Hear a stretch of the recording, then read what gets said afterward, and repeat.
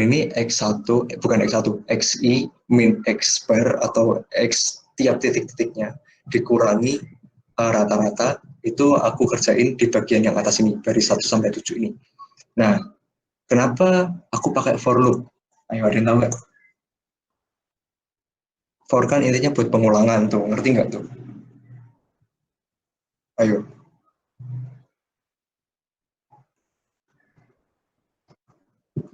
Oke, gini nih. Jadi kita tulis dulu X kurang X min. Ini aku tulis variabelnya agak maksa sih, tapi ya udah, yang penting bisa dipahami. For X I in X. Oh ya, di sebelah kiri ini aku pakai X besar, tapi di kanan aku pakai X kecil, sama aja lah ya intinya. Yang penting ngerti aja. Hasil adalah X underscore I dikurangi X underscore min, lalu X kurang X min dot append hasil, lalu X kurang X min sama dengan embedded array X kurang X min. Oke, jadi apa sih kodenya ini maksudnya? Jadi maksudnya ini yang bagian U, yang ini tuh intinya kita kayak mengalokasikan array kosong dulu, kayak bukan array tapi listnya kosong, belum ada apa-apanya. Terus for loopnya ini gunanya buat apa?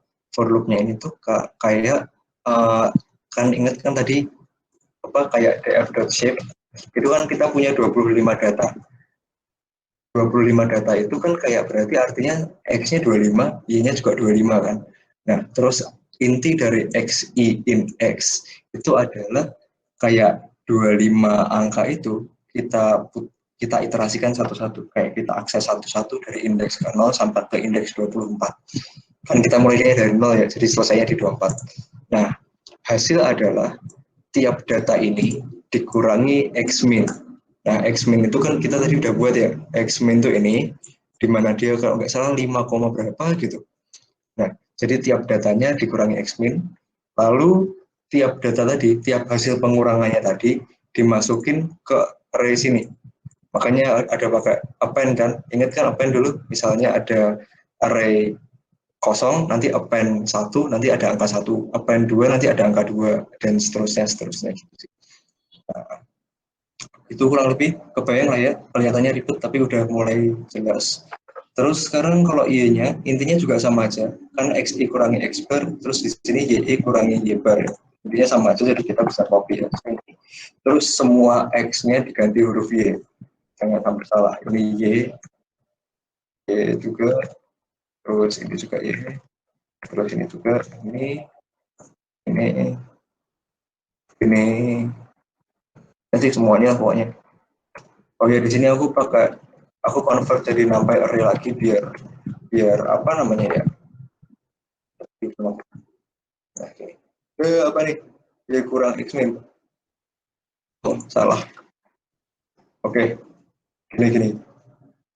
Jadi sebenarnya sampai sini, sampai baris kelima ini hasilnya itu sebenarnya udah bener.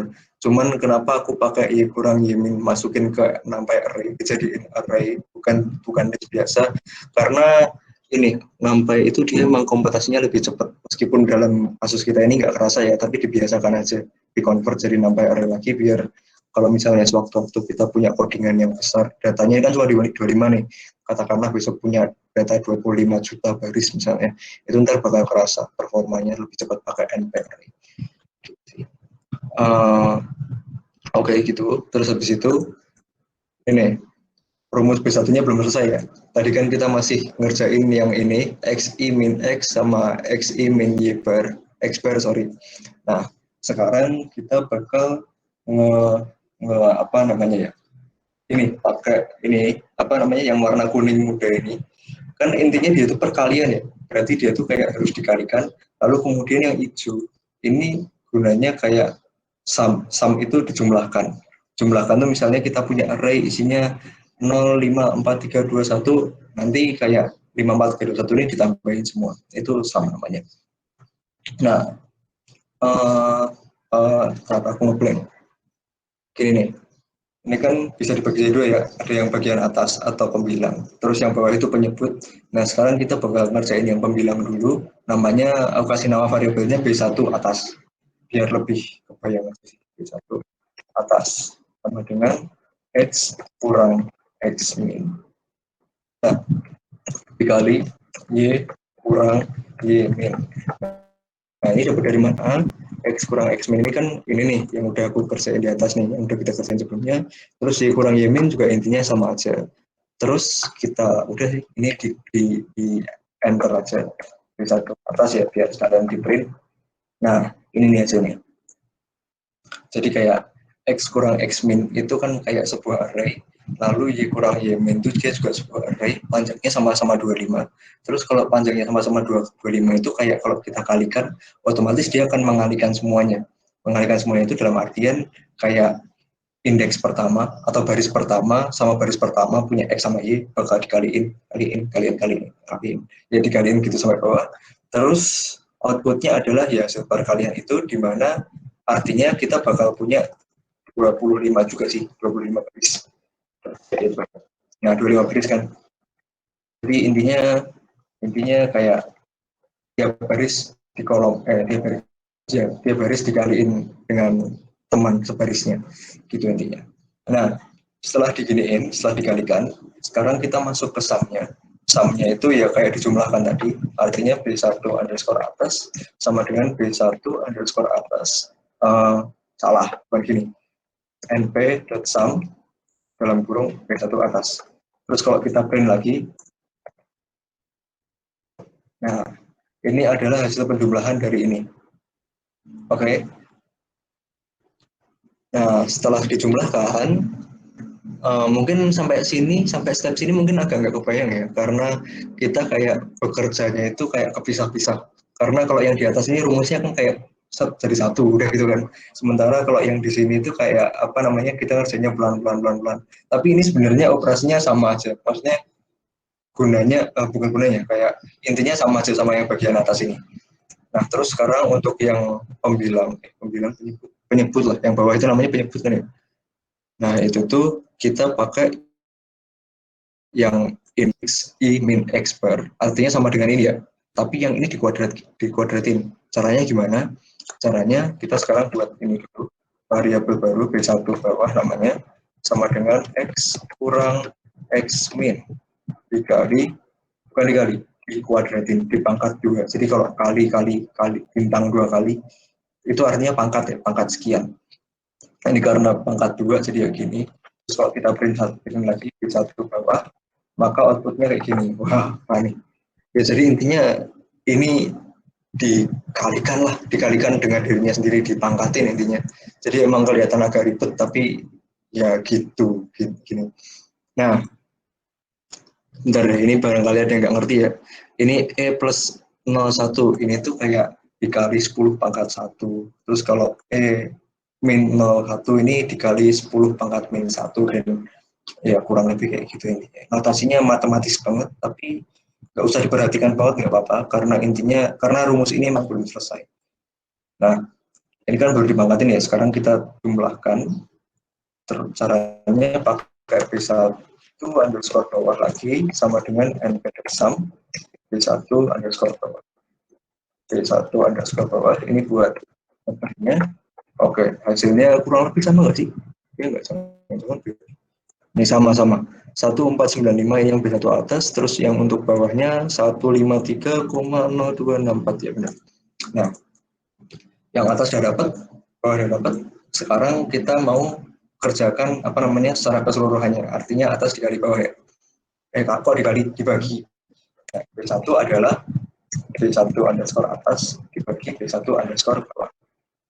Kalau kita nah 9,775. Ya itu kurang lebih intinya kayak gitu. Nah sampai sini kan kita udah dapat B1 nih. Kalau kita balik ke rumusnya ini ya, B1 ini ada fx sama dengan B0 tambah B1x. Nah B1 ini angka 9,7 ini nantinya bakal kita masukin ke B1 yang ini. Nah sekarang karena B1 udah dapat, maka kita bisa ngitung B0-nya karena B1-nya ada di sini. Nah, ini kalau yang finalnya ini kebetulan gampang sih rumusnya, relatif gampang. Ini ya, cuman gini doang. B0 sama dengan Y underscore min, kan Y bar tuh, Y min, dikurangin B1. Tinggal tulis aja B1, karena kita udah, karena B1 ini udah kita dapatkan kan. Ini dikali X bar apa sih namanya? X underscore min. Nah, kalau misalnya mau dikasih tanda kurung ini boleh, kalau misalnya, tahu kan kalau perkalian tuh harus kerjakan duluan, tapi berhubung Python itu udah pintar, jadi nggak perlu kita tulis kurungnya, nggak apa-apa. Terus kita print lagi ini perbedaannya. Nah, keluar tuh angkanya 2,4 dan seterusnya. Nah, dengan begini, kita kan sekarang udah dapat nih angka B0 dan angka B1-nya. Ntar deh, terus ngapain sekarang? Nah, kalau udah dapat, sekarang kita bisa masukin ke ininya, garisnya. Udah sesuai atau belum? Nah, sekarang kita coba ngeprint garisnya. Uh, Caranya pakai ini nih, pakai np.linspace ya. Dulu kan pertemuan awal-awal banget aku pernah jelasin sumbu underscore x. Ini adalah np.linspace dalam kurung 0,10, 1000. Nah, ini kenapa angkanya 0 sampai 10? Ini adalah karena kayak minimal belajar itu kan 0 jam. Nggak ada yang belajar negatif jam kan ya. Jadi ya lebih dari 0. Terus kayaknya yang belajar lebih dari 10 jam nggak ada. Jadi aku tulis aja 10. Terus 1000 ini kayak jumlah titik-titik yang bakal kita buat. Kalau misalnya kita print sumbu underscore x, ntar bakal keluar gini sebanyak 1000 kali, yang mana titik pertamanya itu 0, terus titik terakhirnya itu kalau di scroll terus bakal 10. Ini jumlahnya ada 1000. Sebenarnya nggak harus 1000 banget sih, 100 juga cukup. Nah itu terserah lah ya, tapi intinya semakin banyak semakin presisi. Terus kalau yang sumbu Y, nanti kita pakai rumus ini tadi nih, B0 tambah B1 dikali sumbu X, sumbu underscore X. Nah, terus kalau kita print sumbu Y-nya, ya isinya adalah 100 data, di mana 100 data ini adalah masing-masing dari 100 data ini dikalikan dengan B1, lalu ditambahkan dengan B0. Itu kebayang lah ya. Nah, intinya kita sekarang bisa ngeprint garisnya berdasarkan sumbu X dan sumbu Y ini. Makanya PLT vektor sumbu X, sumbu Y. Gitu. Terus kalau garis-garisnya biar kelihatan, kok garis-garisnya, titiknya biar kelihatan juga, PLT.scatter X, Y. Nah, oke. Bagus lah ya, dari lebih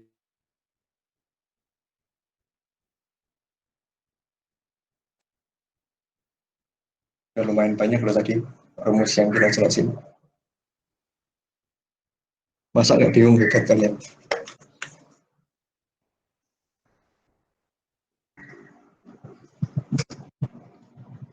Garis nih.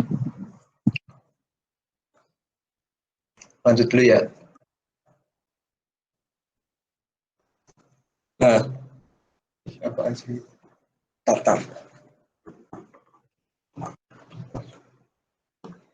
Oke, nah kalau kita sekarang udah punya garisnya, terus kenapa emangnya gitu kan? Nah sekarang kita coba buktikan cara memprediksi data baru menggunakan garis ini. Caranya adalah ini, ntar ini warnanya aku ganti sama dengan R biar lebih jelas merah. Oke. Misalnya kita punya jam belajar, kita kan nggak tahu ya, katakanlah ini ada anak baru, dia tuh habis banget lah, mungkin belajarnya 9 jam, anggaplah 9 jam gitu. Terus nilainya kan kita pengen memprediksi, dia tuh sebenarnya nilainya bakal berapa kok dengan pola belajar dia yang banyak banget kayak gini. Nah nilainya bisa diprediksi dengan B0 ditambah B1 dikali jam belajar. Oke. Terus nilai kita print, nilainya 90. Oke. Jadi dengan hanya dengan mengetahui dia belajar berapa jam, dia sekarang bukan dia sekarang, dia diprediksi bakal dapat nilai 90,46 dalam ujian dia. Nah, kalau dia misalnya belajar 7 jam, mungkin ya prediksinya sekitar 70. Terus kalau 6 jam mungkin 60-an ya sih, ya 61,1. Terus kalau misalnya dia nggak belajar, nilainya 2,4. Nah, intinya intinya belajarlah dengan giat. Apa sih? Jadi intinya belajar, intinya apa namanya, dengan menggunakan logistik, bukan logistik, apa, linear regression ini kita bisa memprediksi suatu data, memprediksi berdasarkan X. Oke. Nah, ya itu materinya kurang lebih yang pakai statistical approach ya, atau pakai rumus statistik. Ini seriusan nggak ada yang tanya? Apa lo tanya aja? Mas, mohon maaf Mas, tadi sempat hilang sinyal di awal-awal. Oke, Bisa dijelaskan lagi yang pertama tadi, yang pertama, singkat aja. oke, yang singkat aja. Dari mana nih yang belum? Kira-kira dua ini. Eh, yang slide 4 mungkin Mas. Slide 4. Oke, jadi slide 4 ini sebenarnya aku udah sempat jelasin dulu sih, tapi nggak apa, diulang lagi aja biar lebih paham lagi. Nah, jadi itu kayak syarat dari linear regression. Kapan kita boleh pakai, kapan kita nggak pakai linear regression. Nah, kapan kita pakai? Kapan kita pakai itu adalah ketika sebaran datanya itu tuh membentuk korelasi positif atau negatif. Kalau contoh yang korelasi positif itu ini ya, ketika dia naik, maka apa namanya, satunya juga naik. Ketika X naik, aku cari enggak, ini naik, ketika dia X-nya tambah besar, Y-nya juga tambah besar. Sementara kalau apa, korelasi negatif itu X-nya tambah besar, Y-nya justru tambah kecil. Jadi nggak apa kayak gitu, antara positif atau negatif itu sama-sama boleh. Atau sebenarnya garis yang ini, yang tengah ini, dia juga boleh digunakan untuk apa namanya, digunakan menggunakan apa namanya, linear regression. Yang penting syaratnya itu mereka kayak membentuk kurang lebih kayak garis. Nah itu lebih ke syaratnya. Kenapa kapan linear regression bisa dipakai? Nah, contoh yang nggak bisa dipakai adalah contoh yang ini. Kenapa nggak bisa dipakai? Karena sebaran datanya itu kayak lebih ngacak, kayak lebih apa sih itu, menyebar lah ya. Jadi mau kalau kalau datanya udah nyebar, kita mau buat garis, mau gimana pun garisnya kan nggak bakal memprediksi ini kan ya, nggak bakal bisa merepresentasikan titik baliknya. Jadi intinya ini kurang cocok kalau buat linear regression gitu. Nah, jadi tipsnya adalah kalau misalnya kalian punya data baru, sebaiknya mungkin ditampilkan dulu kayak gini pakai PLT scatter, X-nya apa, Y-nya apa, lalu kalau dilihat dulu aja pakai mata biasa.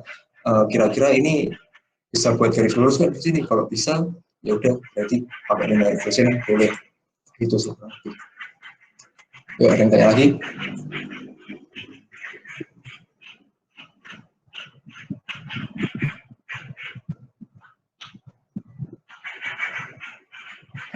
Nggak ada nih.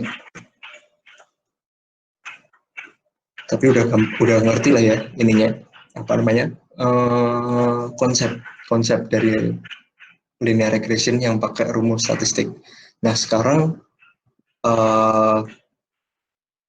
deh apa namanya, ini dulu istirahat dulu. Jadi ini materinya sebenarnya aku dapat dari ini, apa namanya, materi yang PPT ini tadi.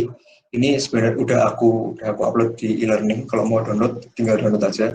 Tapi sebenarnya aku dapat materi itu materi emang buatan aku sendiri. Ini aku kan punya blog ya. Jadi kalian mungkin bisa baca ini. Judulnya juga sama, linear regression. Bentar, aku cari ini. Blognya tentang machine learning sih, nggak jauh-jauh dari situ karena aku ngertinya juga cuma itu. Jadi yang aku tulis kalau nggak tentang itu takut salah. Ya nggak? Linear regression. Ini ada yang pakai machine learning, ada yang pakai statistik. Terus yang pakai statistik aku dapat dari sini. Ini codingannya agak beda btw. Yang di PPT tadi lebih aku sederhanakan. Tapi kalau misalnya kalian pengen belajar yang ini kok codingannya kayak per blok ini bisa dikopas-kopas saja. Nggak bisa dikopas-kopas. Datasetnya sama persis kayak yang aku punya tadi. Kurang lebih sama sih, nggak sama persis banget. Nah itu kalau ini tuh bedanya kayak aku masukin ke fungsi. Kelihatan kan ada def ginian. Itu dia kayak ngitungnya tuh secara otomatis gitu. Jadi kayak bisa dibilang lebih rapi sih codingannya, lebih rapi. Tapi kalau bagi pemula mungkin agak lebih ribet. Tapi nanti kalau udah terbiasa bakal milih pakai kayak cara ini sih. Intinya sama aja, tapi kalau misalnya kalian pengen yang codingan lebih rapinya, mungkin bisa ini baca apa namanya blogku ini. Itulah ya intinya, sama aja. Sama ini ada errornya tuh nanti bakal kita bahas di pakai yang apa namanya machine learning. Ini codingannya nih, di Kopas semua juga bakal jalan kok. Kayak gitu kurang lebih. Uh, Lanjut aja lah ya, ini ternyata masih banyak waktunya. Kukira bakal makan waktu banyak banget, ternyata nggak seberapa. Sekarang aku bakal masuk ke materi praktikum yang pakai machine learning. Pakai PDF, jangan PDF, pakai yang ini aja, PPT. Oke, siap-siap teman-teman, ini lebih susah. Tapi tujuannya sebenarnya sama aja. Gini, oke, melanjut ya, lanjut. Atau yang tadi masih pada ngoding? Atau aku lanjut sekarang nih? Atau istirahat dulu bentar? Kalian maunya gimana? Bentar Pak. Saya bentar ya. Aku kasih, ini kan 13.49 nih. Bentar 13.55 lah, 5 menit, 5 menit. Terserah kalian ada yang mau ke toilet atau apa. Istirahat dulu apa. Ini sambil aku tunjukin rumusnya, barangkali ada yang pengen mencerna lagi. Karena aku melihat ini dulu awal-awal juga kayak apa ini lama gitu makanya. Yang ini ya, aku tinggal Pak, bentar yang deh. negatif itu Ya tadi apa-apa. ini ya, apa namanya, ngitung dari data yang terbesar terus yang ke kecil gitu, Gimana? Yang sebelah mana? yang negatif. Yang negatif ini. Ah, Bukan, ini tuh kayak gini, apa namanya, ketika X-nya naik, Y-nya tuh justru turun. Misalnya ini nih, misalnya X ini jumlah lama belajarnya, terus Y-nya ini nilainya. Nah, kalau lama belajarnya ternyata dia semakin lama belajar, ternyata nilainya semakin jelek, maka korelasinya itu bentuknya seperti ini. Tapi kan pada kenyataannya kalau dalam kasus kita kan yang kanan ini ya, semakin lama belajar, nilainya makin bagus. Kalau yang kiri, semakin lama belajar, nilainya semakin jelek. Nah, itu kayak dalam beberapa kasus bisa kayak gitu. Tapi apa namanya, untuk kasus kita nggak kayak gitu. Apakah kamu ada pertanyaan? masih Pak. Oke. Bentar ya. 13.55. Aku tinggal bentar.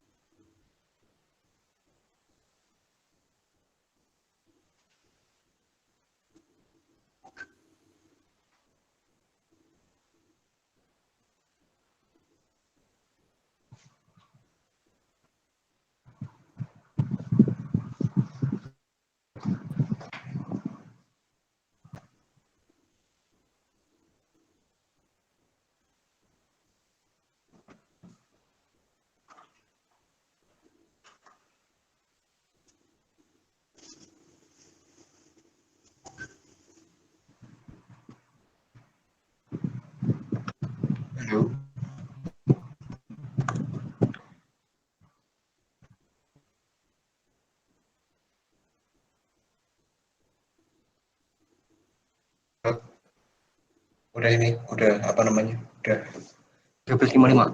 Lanjut ya materinya. Kita bakal masuk ke yang apa namanya? Pakai machine learning.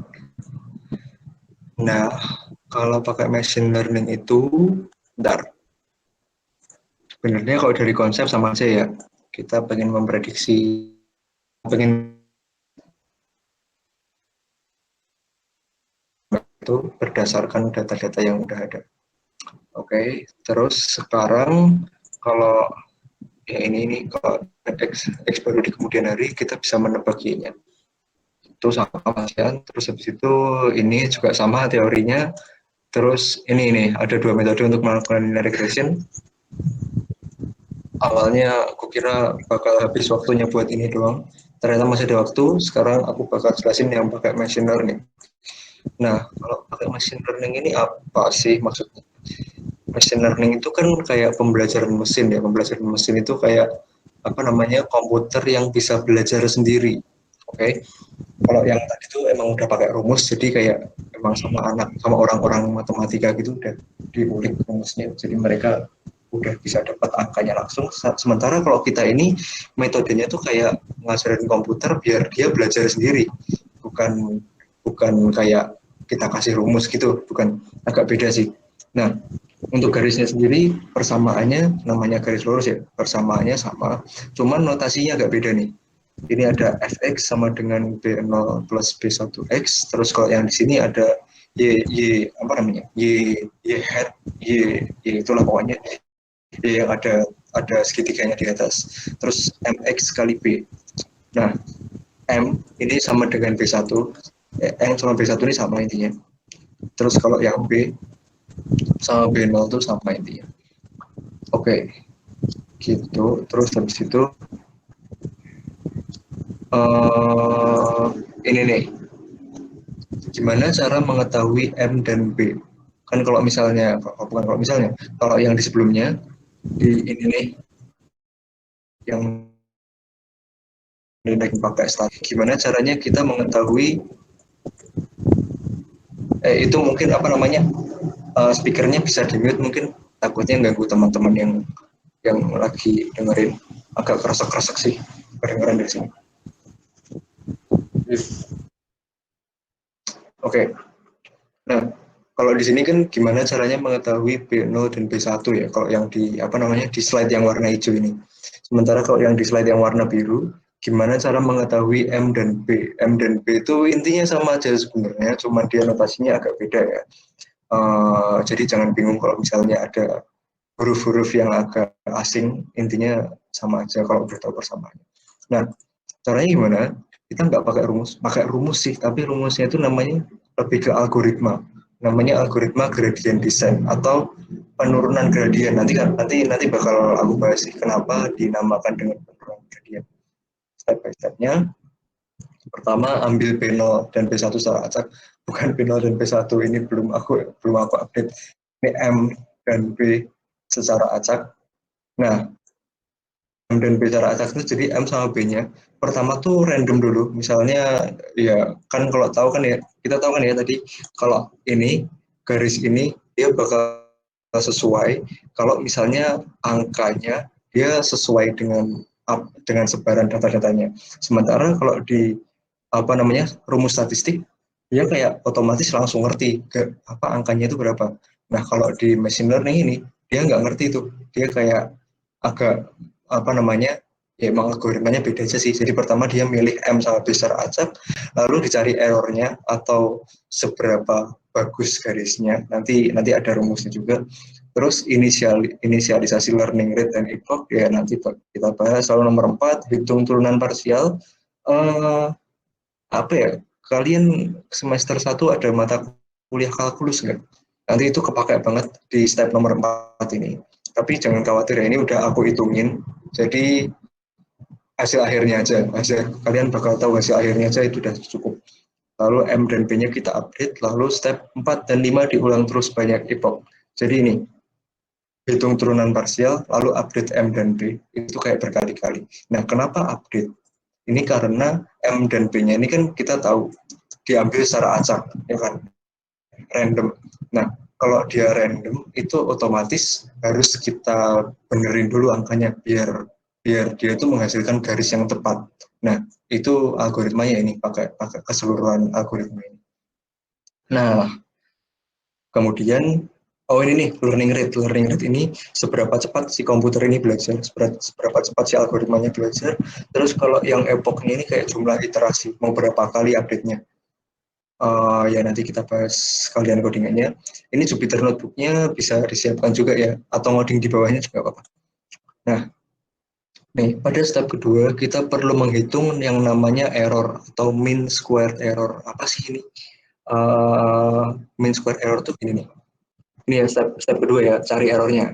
Ambil M dan B secara acak, nanti gampang pakai np.random nanti keluar angka acak, angka random, gampang. Terus nanti kalau yang step nomor 2 ini agak ribet, pakai ini rumusnya MSE. Nah ini apa ya? Kalian tahu substitusi kan? Kita punya rumus dasar ini nih, yang Y sama dengan MX plus B. Terus habis itu Y aksen, bukan Y aksen di sini, Y hat namanya. Y hat itu di sini. Nah makanya kayak kita langsung substitusi aja Y hat, nanti ganti MX plus B gitu. Ya ini gampang lah. Ntar kalau misalnya diperhatiin banget pasti jelas. Nah error itu apa sih maksudnya? Ini gini, sorry ya. Ini contoh error tinggi, cukup besar ini. MSE akan besar jika garis regresi tidak sesuai dengan sebaran data. Contoh ya, ini sebaran datanya, ini data yang tadi aku load. Ini warnanya yang warna biru ini nyebarnya di titik, ya kayak gitu. Sementara garis merahnya ini kan kayak dia ngawur, bisa dibilang ya itulah garisnya jauh dengan apa dengan data yang sebenarnya. Nah ini errornya tinggi nih kalau kayak gini. Sementara kalau error rendah itu dia bakal kayak gini. Nah ini errornya rendah. Kenapa? Karena garis-garisnya ini tuh bukan garis-garisnya, titik-titiknya ini kayak mendekati garisnya gitu loh. Nah itu errornya rendah tuh. Nah itu bagus. Jadi intinya apa yang akan kita lakukan di sini adalah garisnya tuh awalnya gini, garisnya awalnya ngaco gini, terus pengen kita pasin secara pelan-pelan sebagaimana sehingga hasil akhirnya bakal kayak yang gambar di bawah ini. Nah, algoritmanya pakai itu tadi, namanya gradient descent. Nah, ini rumusnya oke agak ribet, tapi ini kalau dikodingin nggak seribet itu sebenarnya. Nah, error ini akan kita turunkan dengan menggunakan algoritma gradient descent. Caranya adalah dengan mencari turunan dari MSE.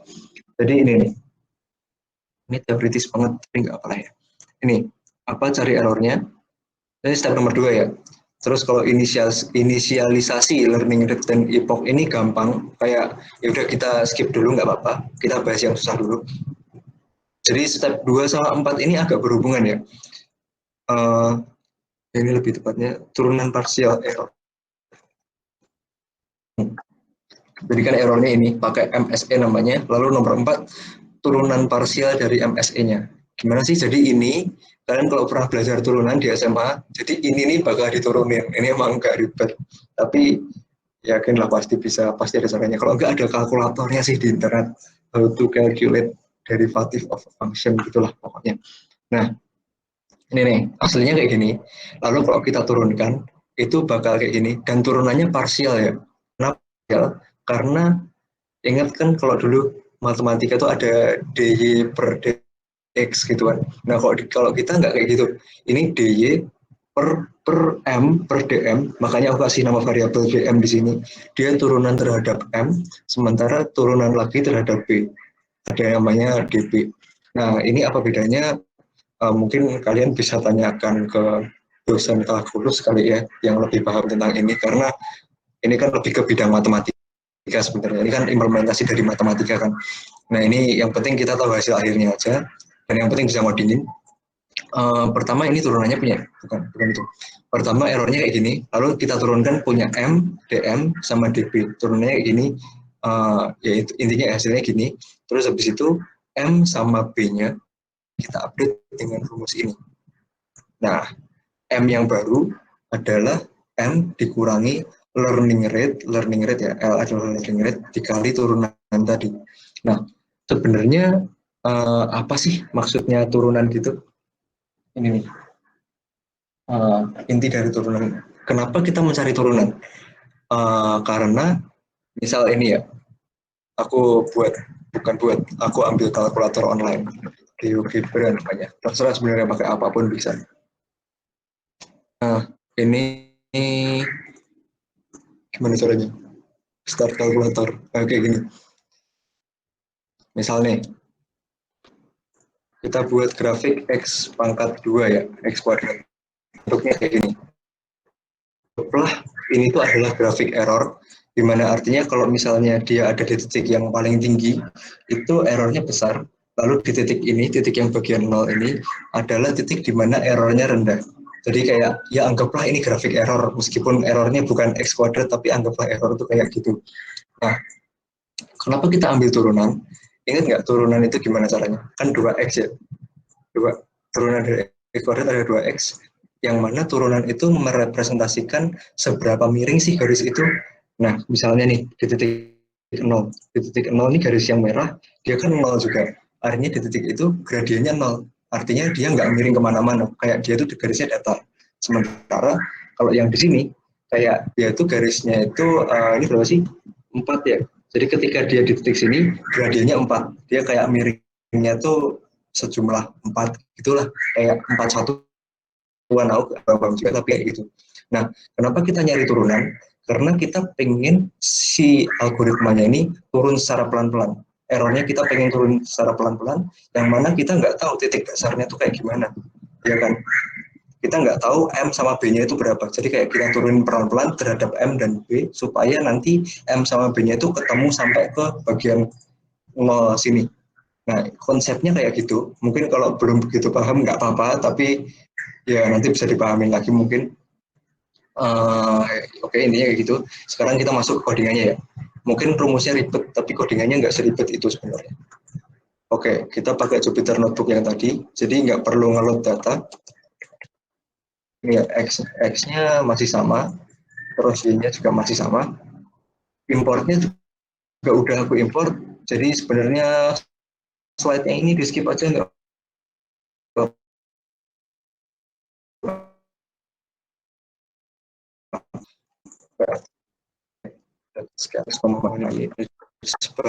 sebaran datanya sama.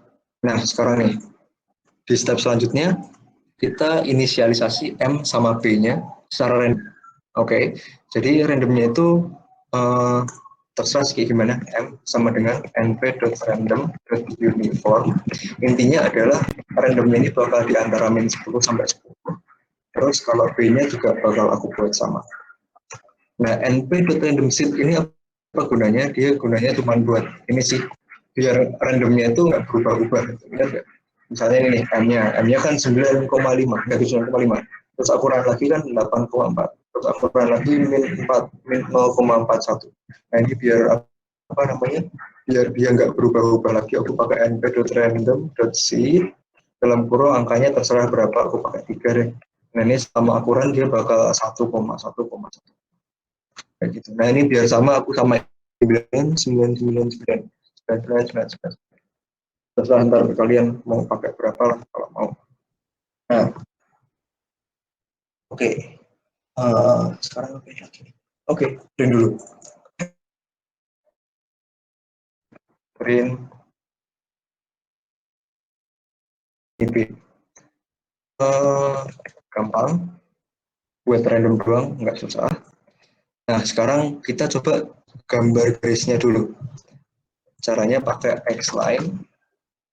np.volume space 0,11,1000 ya Bang. Y line sama dengan M kali X line ditambah B. Oke, lalu kita plot plt.plot X line, Y line, colornya red. Terus plt.scatter X, Y. X kecil ini lupa sama Y. Nah, garisnya kan bakal sama kayak gini nih.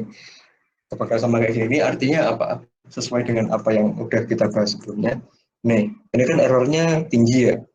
Garis yang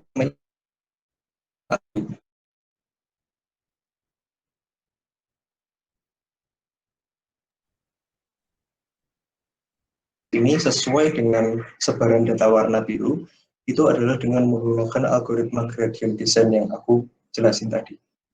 Nah, sebelum itu kita inisialisasi dulu L sama epochnya. Epoch itu kayak jumlah iterasi, kalau L itu learning rate, dia rata-rata emang menggunakannya angkanya 0,001 gitu. Sebenarnya terserah sih, tapi standarnya kayak gitu. Buat belajar ya, L sama dengan 0,001, epoch sama dengan 100. Epoch ini BTW ini sih jumlah iterasi, jadi kayak mau diiterasikan berapa kali, mau diupdate berapa kali si M sama B-nya itu. Terserah juga sebenarnya berapa. Semakin tinggi juga belum tentu semakin bagus, jadi jadi apa ya, jadi pakailah 100 dulu lah buat awal-awal buat belajar gitu. Oke. Sekarang codingan di bawah ini adalah implementasi dari algoritma gradient descent. Oke, jadi mana ya rumusnya ya? Bentar deh, agak bingung aku.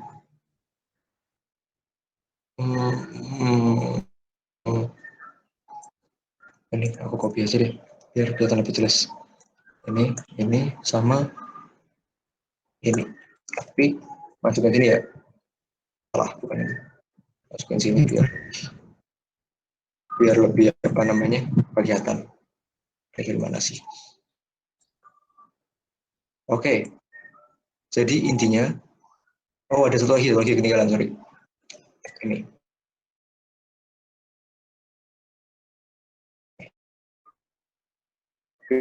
Rumus dasar nih yang paling atas ya, agak miring di kanan nggak apa lah ya.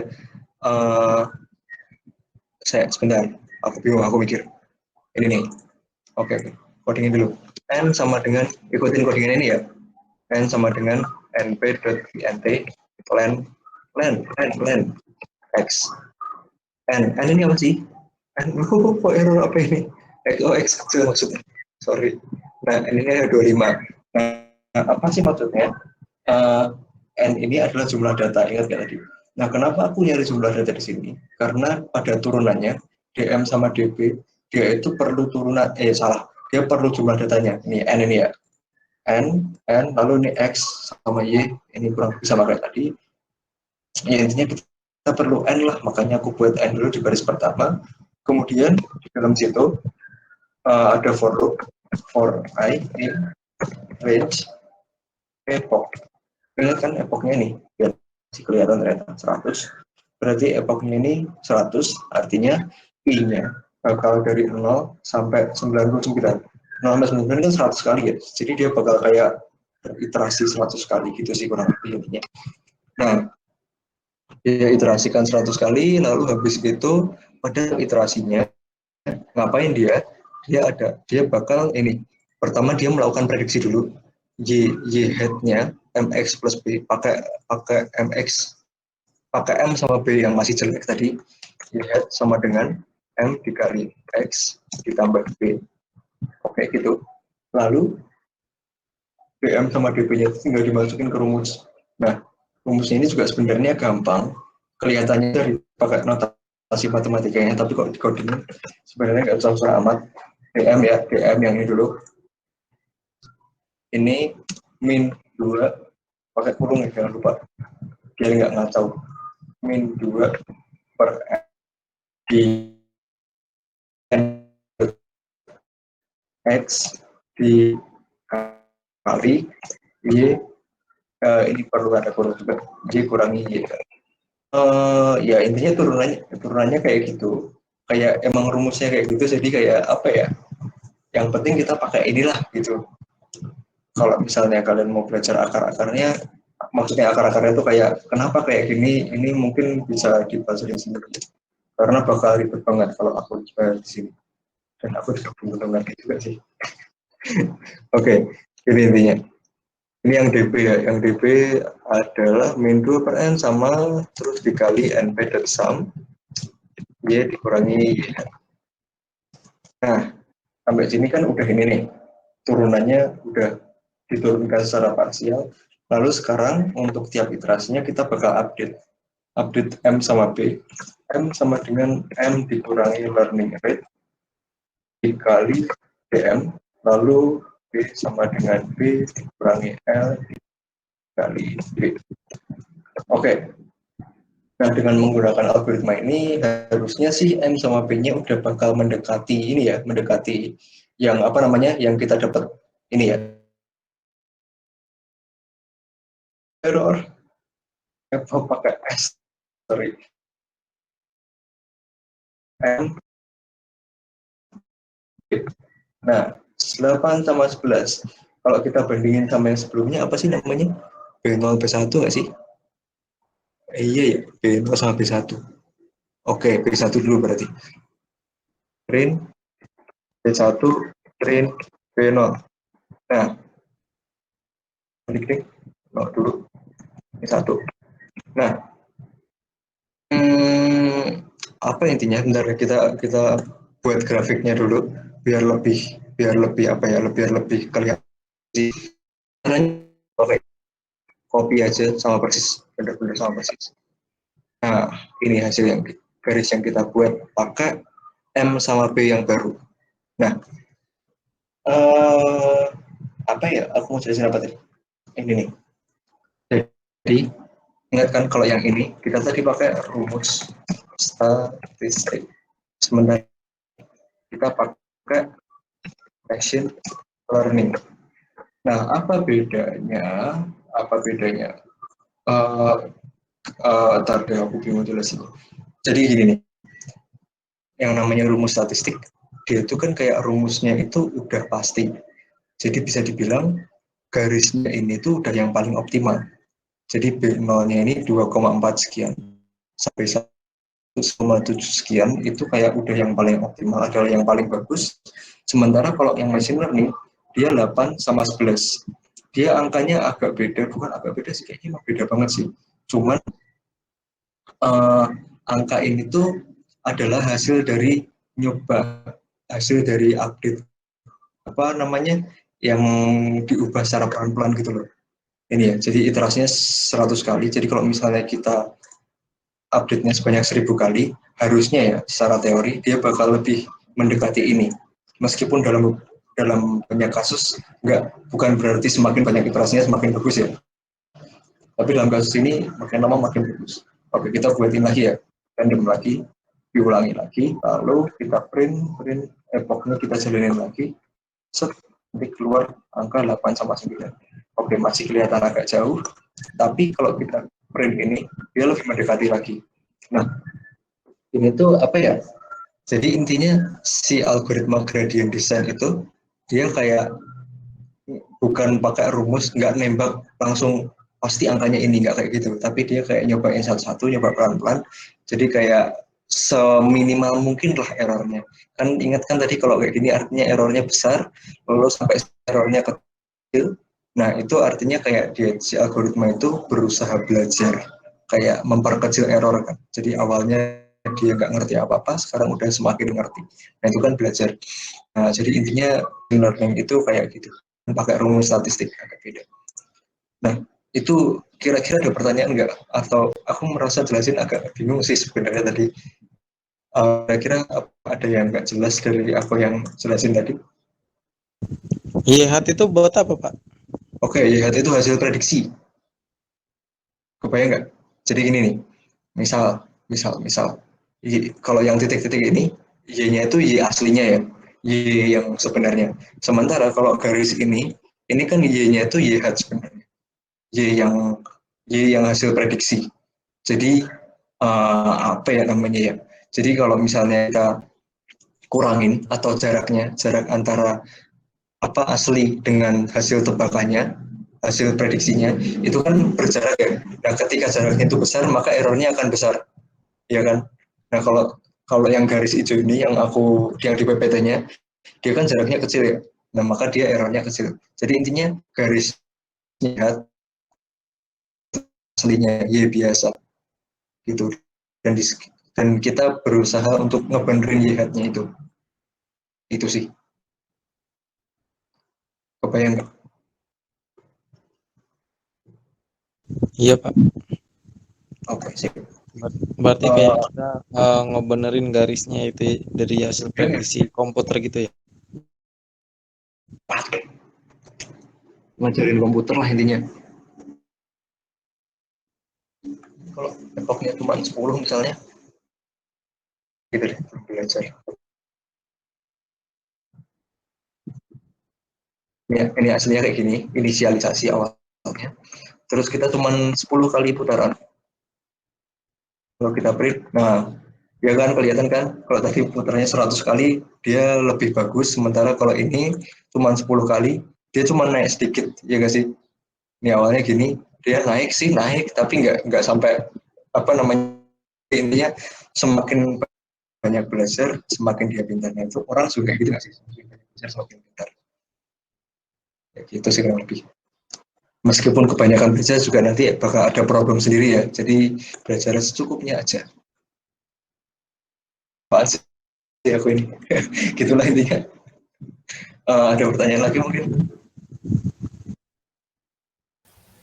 Mas, untuk nilai L-nya tadi itu paten atau gimana? Ini 0,001. Ini sebenarnya terserah ya. Cuman rata-ratanya, bukan rata-rata, standarnya orang itu bakal nyobain 0,001 dulu. Jadi kita ubah jadi 0,01 itu bisa dia belajarnya lebih cepat. Tapi belajar lebih cepat itu nanti bisa apa ya, kayak bakal ada problem lainnya.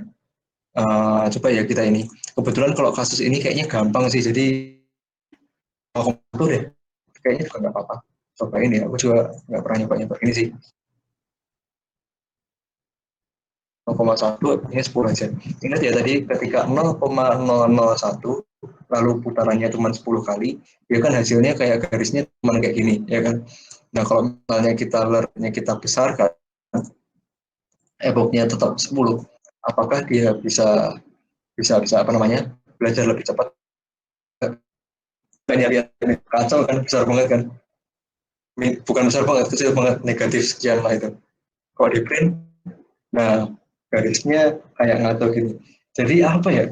Sebenarnya itu tuh kayak kayak standarnya orang bakal pakai 0,001. Cuman kalau kamu ganti itu bisa, tapi ada potensi itu malah merusak hasil. Itu sih. Nanti kalau misalnya kalian masuk ke deep learning segala macam, nanti bakal main-main pakai angka itu sih. Untuk sementara mungkin bisa pakai angka 0,001 dulu, terus kalau mau iseng-iseng bisa lah ganti. Ya, intinya. Oke, ada pertanyaan? Oke.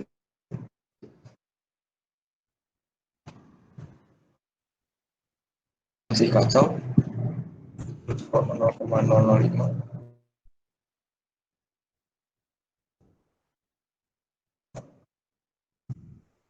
Ini mending bagus juga.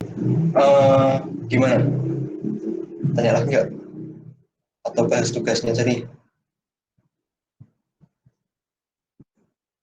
Tugasnya ya laporan praktikum. Kalian mau ngerjain yang mana? Salah satu aja deh. Mau yang pakai rumus statistik yang kiri ini, atau pakai yang machine learning? Salah. Mau pakai yang sebelah kanan, yang statistik, atau mau ngerjain yang kiri? Nih, yang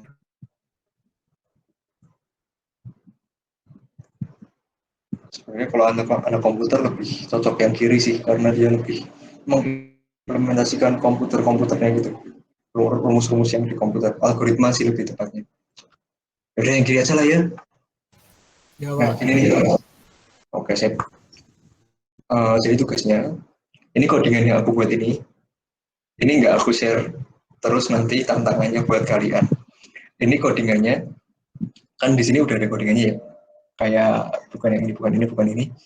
Mulai dari sini sampai ke bagian yang bawah, sampai sempurna kayak gini, itu nanti kalian salin ulang. Oke, dengan kalian salin ulang, terus habis itu, kok hilang. Terus kalian buat ininya, kayak komen-komennya. Garis ini buat apa, garis ini buat apa. Kayak contoh yang machine learning mana nih? Bawah ini. Oke, yang bawah ini, misalnya, NP random uniform ini. Ini kan nggak aku kasih komen ya. Kayak misalnya kalau orang asing ngeliat, belum tentu paham kan ini apa. Nah, tugas kalian gini aja. Ini kalian enter sekali, terus kalian kasih hashtag. Hashtag itu kan komen ya. dan codingan di bawah ini ngapain sih? Ini kan ini saksi M dan B dengan angka random. Nah, kalian buat kayak gini, terus habis itu berikutnya juga kayak gini. Misalnya yang ini menampilkan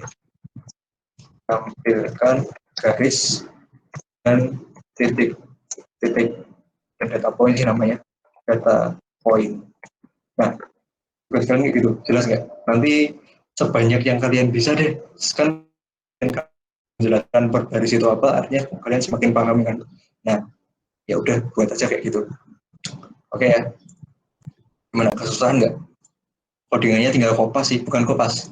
Lebih tepatnya ketik ulang, karena kalau kopas dikit, oke, karena aku belajar dulu tuh juga ada codingan, nggak aku klik kanan copy kanan paste nggak kayak gitu, tapi aku ketik lagi, jadi ngerti. Kalian juga gitu ya, biar ngerti juga. Cuman sampai ini apa sampai hasil pembenaran tadi aja, Pak. Oke, jadi yang ini nih, bagian yang ini ya, yang PPT yang warna biru ini, praktikum 23 Maret yang ML, Machine Learning. Ini dimulai dari import, dari slide ke-11 sampai 19. Ya pendek lah, itu kan codingannya juga besar-besar, berarti kan nggak banyak kan. Nah ini nih, dia kan kosong-kosong nih. Coba kalian nanti jelasin, DMDB ini adalah turunan parsial terhadap M, DB adalah turunan parsial terhadap B, lalu M adalah apalah ini tadi, apa namanya, mengurangi value M agar mendekati angka 0 dan nah gitulah.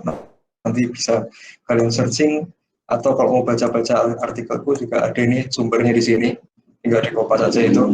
Nah terus tadi ada yang aku belum, ada cara melakukan prediksi, nanti bisalah kalian codingnya sendiri. Intinya sama, M tambah B dikali jam belajar, nanti nilainya keluar. Ya gitu, ini kalau mau dibuat dalam bentuk fungsi kayak gini, itulah gampang. Oke, ada yang pertanyaan nggak? Kesusahan nggak tugasnya? Atau gampang? Tinggal salin sih, nggak susah sih. Teliti aja ya codingnya. Coding kan salah huruf besar, salah huruf kecil kan salah ya. Oke. Oke. Oke, Pak. Sip. Mantap. Di e-learning udah aku buat belum ya? Ini ya, bentar. Ini pertemuan berapa tau nggak? 5 nggak sih? Pertemuan salah. Praktikum nomor 5. Ini ya, tugasnya di sini ya. 30 Maret deadline. Seminggu nggak sih seperti biasa? Ya, 7 hari 8 jam tuh. Oke. Ada pertanyaan lagi? Nggak ada, Pak. Oke, sip. Ya udah, berarti gitu dulu aja pertemuan kita hari ini. Pertemuan ke depan kita mungkin bakal review linear regression lagi, lalu ada materi baru namanya logistic regression. Ya kurang lebih kayak turunannya linear regression, tapi untuk beda kasus. Ya udah gitu dulu. Sekian dari saya. Semoga semoga apa yang aku sampaikan tadi bermanfaat, dan ya nanti kalau misalnya ada yang mau tanya tinggal chat aku aja gitu ya. Ya udah, sekian. Wassalamualaikum warahmatullahi wabarakatuh. Waalaikumsalam. Waalaikumsalam warahmatullahi wabarakatuh.